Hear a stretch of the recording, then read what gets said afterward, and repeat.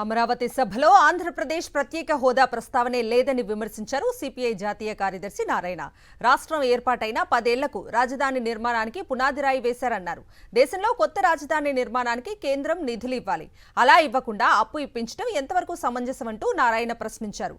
ప్రధాని మాటల్లో విశ్వసనీయత లేదన్నారు. ఆయన ఉపన్యాసం అంతా ఊకదంపుడు ఉపన్యాసమే.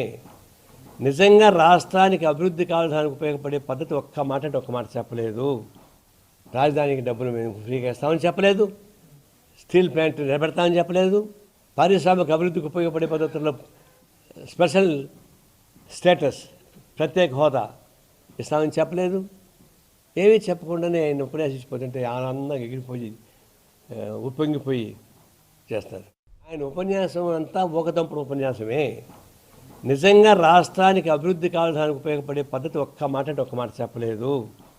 రాజధానికి డబ్బులు మేము ఫ్రీగా ఇస్తామని చెప్పలేదు. స్టీల్ ప్లాంట్ నిలబెడతామని చెప్పలేదు. పారిశ్రామిక అభివృద్ధికి ఉపయోగపడే పద్ధతుల్లో స్పెషల్ స్టేటస్ ప్రత్యేక హోదా ఇస్తామని చెప్పలేదు. ఏమీ చెప్పకుండానే ఆయన ఉపన్యాసించిపోతుంటే ఆనందంగా ఎగిరిపోయి ఉప్పొంగిపోయి చేస్తారు.